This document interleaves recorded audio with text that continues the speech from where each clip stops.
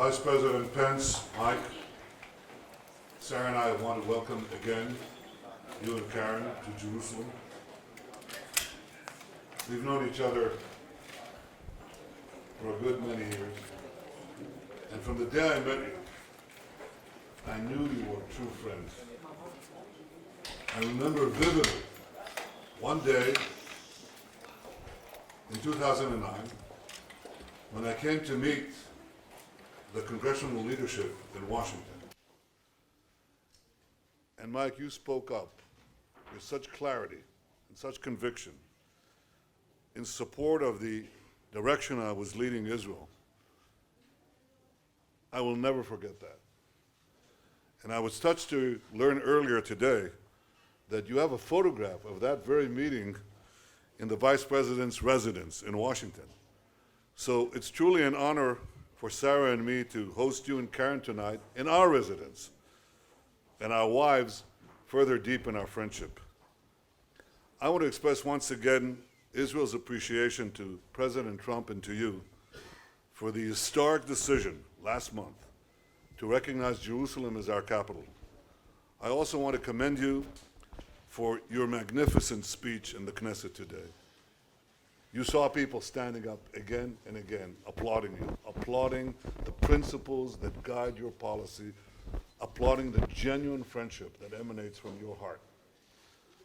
It was a powerful expression of the enduring bond between our two countries and of your personal commitment to Israel, the commitment of President Trump and your entire delegation. Earlier today, we discussed both common challenges and common opportunities in a very turbulent Middle East. And the foremost challenge comes from Iran. The tyrants of Tehran have spent billions of dollars spreading murder and mayhem throughout the Middle East to advance their poisonous ideology. I want to salute both President Trump and you, Mr. Vice President, for standing with the people of Iran when so many in Europe and elsewhere were shamefully silent. Some, and this is hard to believe, some actually hosted the regime's mouthpieces while its goons were throwing thousands of Iranian protesters into prison. I share the belief you expressed today in the Knesset that Iran's radical regime will ultimately fall. And one day, Iran's people will win the freedom they so justly deserve. And when that day comes, they will remember those who stood with them and those who stood with their oppressors. You're on the right side of history. Like President Trump, Israel believes the nuclear deal with Iran is disastrous. It also ultimately paves Iran's path to a nuclear arsenal and a regime that arms terrorists throughout the world, calls for Israel's destruction, calls death to America and death to Israel. Such a regime should not have nuclear weapons. That's why Israel supports President Trump's policy regarding the deal. And there is still time for leaders to seize the opportunity that President Trump has offered them to correct the failings of this failed deal. But if those leaders do not seize that opportunity, or if they offer only cosmetic changes, Israel will unequivocally support the President's decision to walk away from a bad deal and restore crippling sanctions. Our position is clear. Fully fix it or fully nix it. The Vice President and I also discussed opportunities for advancing peace. As countries in the region increasingly realize that Israel is not their enemy, but a great ally of their wishes for a better future, the chances grow for a broader reconciliation. Israel will continue to work with President Trump's able representatives, Jared Kushner, Jason Greenblatt, Ambassador David Friedman, along with our ambassador, Ron Dermer, to advance peace with all our neighbors, including the Palestinians. The sooner the Palestinians accept the truth about the millennial connection of the Jewish people to this land and to this city, the sooner we can work together to reach an historic agreement that will create a better future for both our peoples. We know that in all these efforts, We have no better friends than President Trump and you, Mr. Vice President. Once again, Mike, Sarah and I are honored to host such dear friends of Israel, of the Jewish people, and dear personal friends. Thank you for being a stalwart champion of the alliance between America and Israel, and thank you for all you are doing to strengthen that alliance.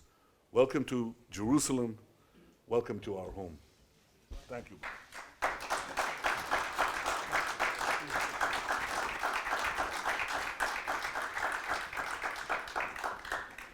Well, Mr. Prime Minister and Sarah, it is a great honor for Karen and me to be in your home tonight. And the events of this day have been deeply humbling for me, Mr. Prime Minister.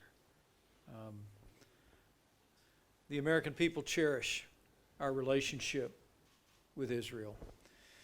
And your comments today before the Knesset, your comments here this evening, your gracious words toward our president and myself are deeply meaningful to me, and I know meaningful to every American who cherishes our historic alliance. It is an honor for me to stand with you here today in Jerusalem, the capital of the state of Israel.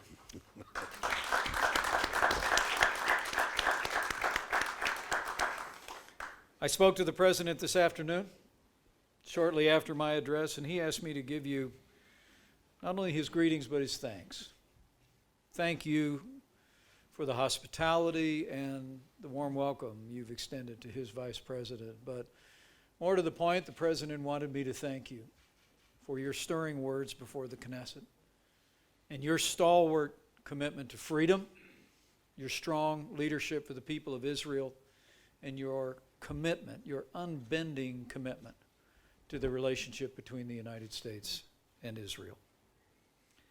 Over the past 3 days, I've had the opportunity to travel across this region. Met with President el-Sisi in Egypt, King Abdullah in Jordan.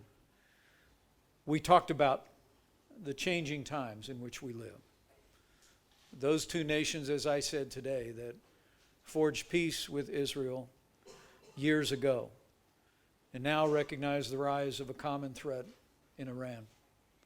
And the opportunity that we have for, in your words, Mr. Prime Minister, a broader reconciliation across the region.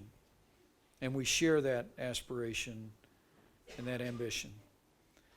But I'm here today in Israel to simply celebrate and affirm the bond between our two people. We stand together for our prosperity and our security. We stand together in the battle against radical Islamic terrorism. And we stand together for a brighter future for both of our nations. Before we return to the United States tomorrow, Karen and I will take a moment to pay our respects at Yad Vashem. And we'll have the privilege to pray at the Western Wall. And I must tell you, this is our 4th trip to the Holy Land. But we never fail to leave here without a sense that our faith has been renewed. Our faith in God, but also our faith in the extraordinary people of Israel and in their commitment to freedom and security and peace. And I must say, I leave here with confidence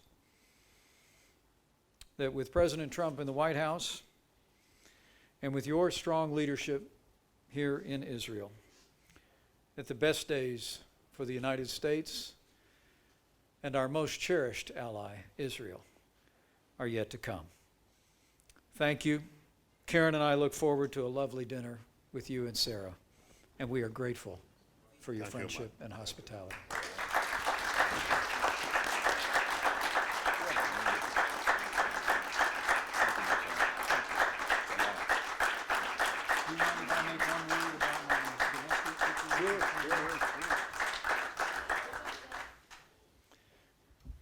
The Prime Minister has granted me leave to address news on the home front back in the United States.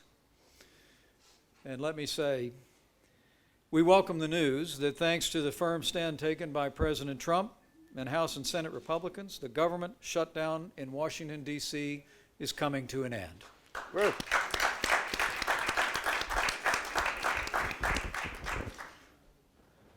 Now, the American people know what happened here.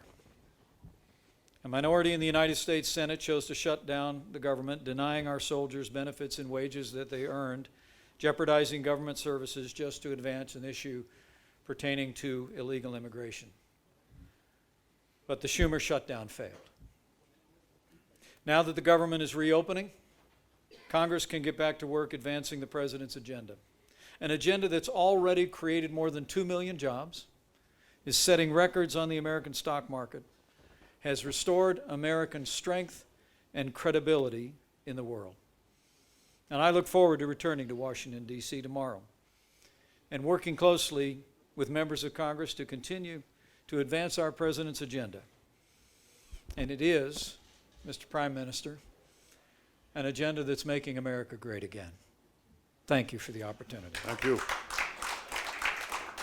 You're all invited to our budget deliberations in the Knesset in the coming weeks. Thank you. Thank you all. Thank you. Let's have some dinner. Oh? All right. Oh, we're taking a photograph? That's great. Okay.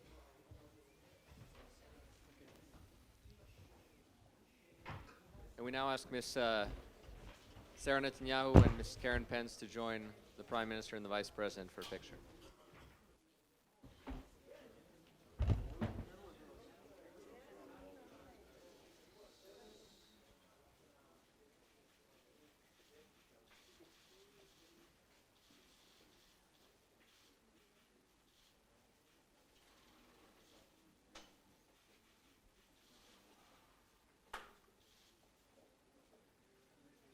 Thank you.